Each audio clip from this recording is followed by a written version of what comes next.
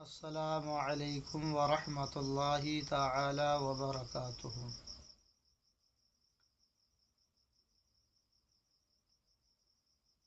روحانی فیضان کے تمام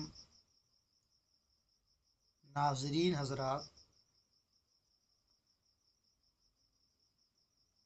میں آپ کے لیے بسم اللہ الرحمن الرحیم کا ایک بہترین عمل لے کر حاضر ہوا ہوں۔ پیارے آقا صلی اللہ تعالی علیہ وسلم کی ایک حدیث پاک ہے۔ سرور کائنات فخر موجودات رحمت عالم صلی اللہ تعالی علیہ وسلم ارشاد فرماتے ہیں کہ ہر وہ کام جس کی ابتدا بسم اللہ الرحمن الرحیم سے نہیں کی جائے وہ ادھورا رہ جاتا ہے۔ مطلب یہ ہے کہ ہر جائز کام کے شروع میں بسم اللہ شریف پڑھی جائے اور بسم اللہ پڑھ کر جب کام کیا جائے گا تو وہ مکمل اور پورا ہو جاتا ہے۔ تو اسی حدیث پاک پر عمل کرتے ہوئے ہم اور آپ انشاءاللہ تعالی جو روحانی فیضان کی نشست ہوں گی، جو روحانیت کا ہم اور آپ سفر طے کریں گے، ان اسباق میں سے پہلا سبق ہمارا بسم اللہ الرحمن الرحیم کا ہوگا۔ ہم اس کی انشاءاللہ تعالی زکوٰۃ ادا کریں گے، اس کا طریقہ کار بتائیں گے، کیا طریقہ ہے اس کا۔ لیکن پہلے بسم اللہ الرحمن الرحیم کی کچھ فضیلت بھی سماعت فرمائیں۔ اس کے کیا کیا فائدے ہیں؟ آپ اندازہ اس بات سے لگا سکتے ہیں کہ اللہ تعالیٰ نے آسمانی 104 کتابیں نازل فرمائیں۔ 4 تو بڑا مشہور ہیں: قرآن پاک، توراۃ شریف، زبور شریف اور انجیل مقدس۔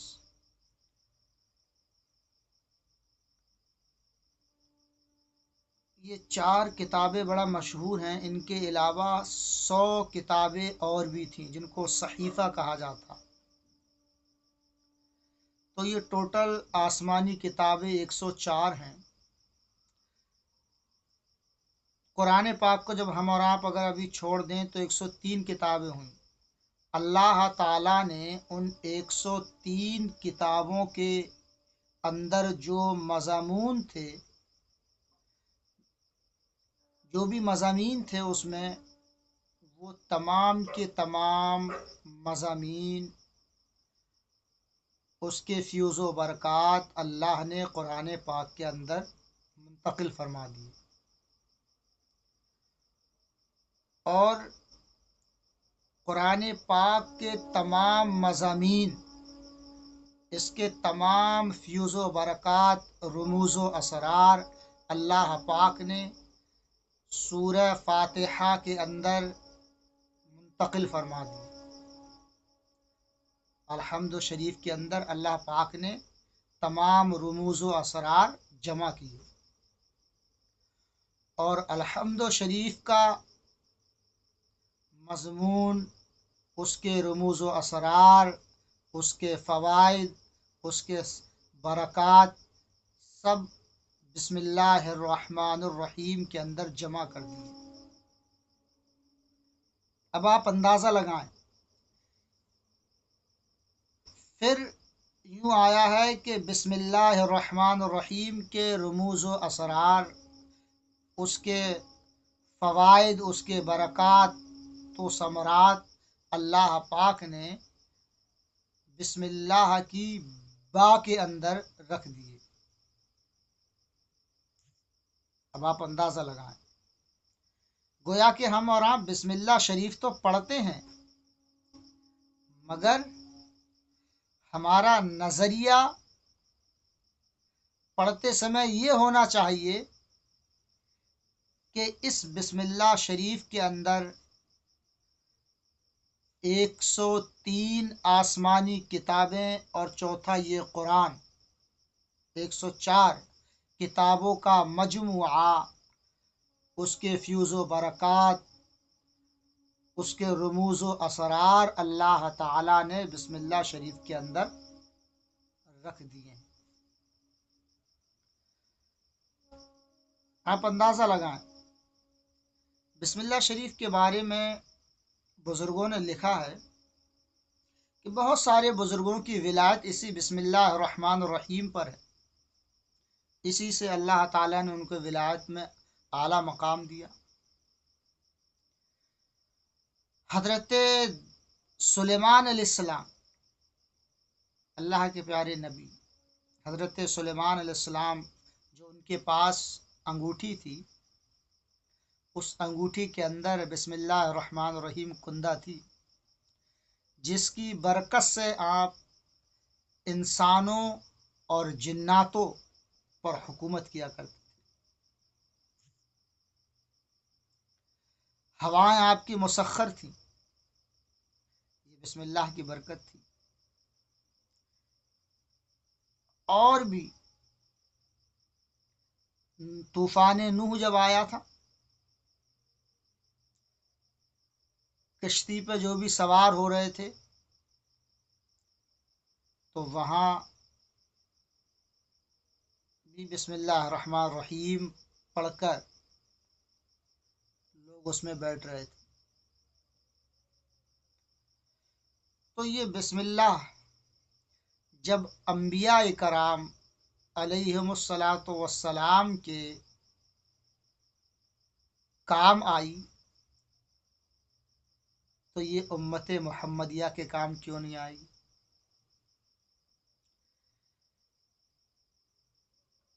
اس کے اور بھی بے شمار فائدے ہیں۔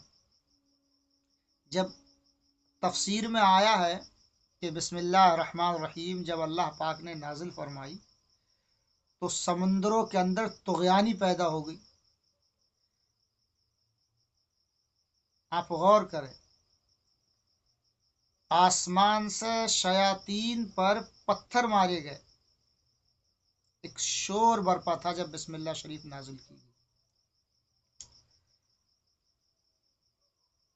اور امام رازی رحمۃ اللہ تعالی علیہ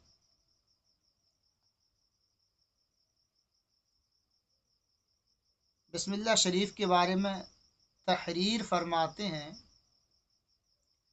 اس کے فوائد کو نقل کرتے ہیں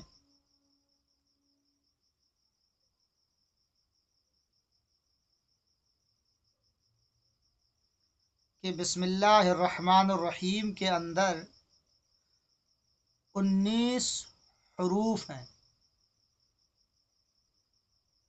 19 حروف ہیں بسم اللہ الرحمن الرحیم کے اندر، اور اللہ تعالی نے جہنم میں 19 فرشتوں کو مقرر کیا ہے عذاب دینے کے لیے۔ فرماتے ہیں کہ جو بسم اللہ شریف کو کثرت سے پڑھتا ہے تو ہر حرف کے بدلے اللہ تعالی ایک فرشتے کے عذاب کو اس سے دور کر دیتا۔ گویا کہ بسم اللہ شریف کثرت سے پڑھنے والے کا حال یہ ہوتا ہے کہ وہ عذاب جہنم سے محفوظ ہو جاتا۔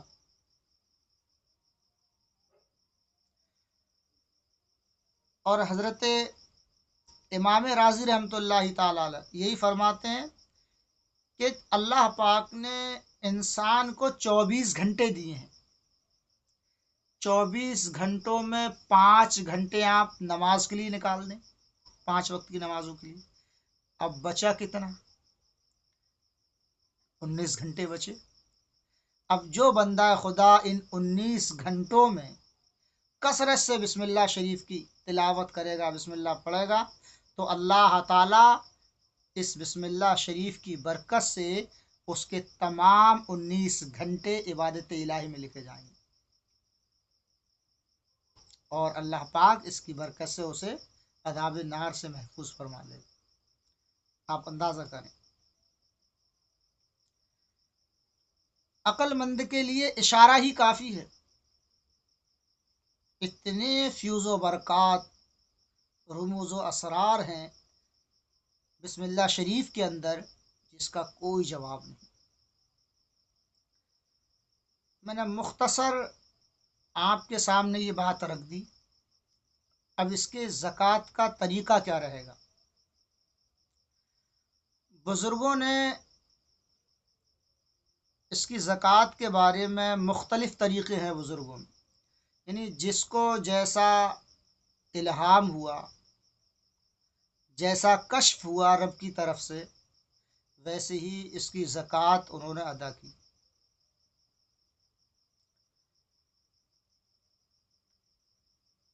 اور آپ کے لیے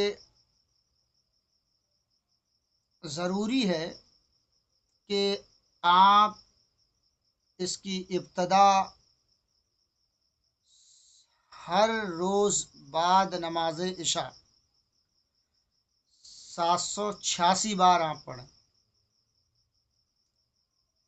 ہر روز بعد نماز عشاء 786 بار بسم اللہ الرحمن الرحیم پڑھیں، رفتہ رفتہ رفتہ رفتہ پڑھتے رہیں گے تو انشاءاللہ تعالیٰ اس کے رموز و اسرار ظاہر ہوں گے، اس کے برکات و ثمرات آپ پر ظاہر ہوں گے۔ دیکھو کوئی بھی چیز صحیح، آپ یہ سوچیں ہم نے 2 دن پڑھا، 4 دن پڑھا، 5 دن پڑھا اور اس کے رموز و اسرار ہم پر ظاہر ہو جائیں، تو نہیں، ہر چیز میں وقت لگتا۔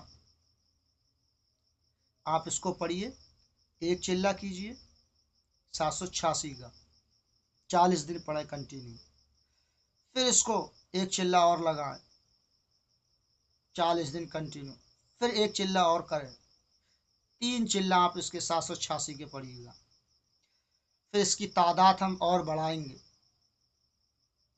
ابھی صرف پڑھنا ہے آپ کو، تاکہ اس کا نور، بسم اللہ شریف کا نور، اس کی برکات ہمارے باڈی کے اندر جذب ہوں۔ اس کی زکوٰۃ ہم ابھی نہیں نکالیں گے، ابھی صرف ہمیں پڑھنا ہے۔ اس کی زکوٰۃ انشاءاللہ ادا کریں گے، ہم پورا طریقہ آپ کو بتائیں گے۔ فی الحال آپ کو پڑھنا ہے 40 دن متواتر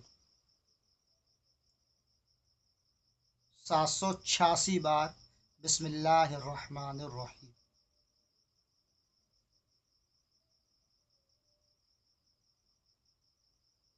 اور مزید معلومات کے لیے واٹس ایپ گروپ پہ جوائن ہو سکتے ہیں، ڈسکرپشن میں واٹس ایپ گروپ کا لنک ہے، اس کے ذریعے جوائن ہو جائیں۔ اور ٹیلی گرام اور گروپ واٹس ایپ کا، اس کا بھی لنک ہے ٹیلی گرام کا، اور کوئی بھی سوال ہو تو وہ گروپ پہ معلومات کر سکتے ہیں، انشاءاللہ تعالیٰ اس کا جواب دیا جائے گا۔ اچھا، اس کا پرہیز کا مسئلہ، فی الحال کوئی پرہیز نہیں، ترک جلالی و جمالی کا کوئی پرہیز نہیں، آپ کنٹینیو بسم اللہ الرحمن الرحیم ہر روز بعد نماز عشاء 786 بار پڑھیں، ترک جلالی و جمالی کا بھی پرہیز نہیں۔ ہاں، کوشش یہ کریں گوشت کم سے کم استعمال کریں، بدبودار چیزیں جیسے لہسن وغیرہ ہے، پیاز ہے، یہ کچی استعمال نہیں کریں، سبزی میں اگر بن رہی ہے تو کوئی دقت نہیں، گوشت ہے، انڈا ہے، مرغا ہے، مچھلی ہے، ان چیزوں کو کم سے کم استعمال کرنا، یہی پرہیز ہے، کم سے کم۔ اور جب باقاعدہ اس کی ہم زکوٰۃ جب ادا کریں گے تب انشاءاللہ تعالیٰ ترک جلالی اور جمالی کے ساتھ پھر اس کا ایک پورا تفصیل سے ہم بیان کریں گے کہ ترک جلالی و جمالی میں کیا کیا چیزوں سے پرہیز کرنا ہے اور کیا کیا چیزیں بالکل ہی چھوڑ دینا ہے، کیا کھانا کیا نہیں کھانا وغیرہ وغیرہ۔ امید ہے کہ ہماری روحانیت کا یہ پہلا سبق انشاءاللہ تعالیٰ اسی سے ہم شروع کریں گے۔ امید ہے کہ بات سمجھ گئے ہوں گے، عقل مند کے لیے اشارہ کافی۔ اللہ تعالیٰ سے دعا ہے کہ پروردگار ہم سب کو اپنا قرب عطا فرمائے، اپنی معرفت عطا فرمائے، اور عشق مصطفیٰ سے ہمارا سینہ مدینہ مدینہ بنائے۔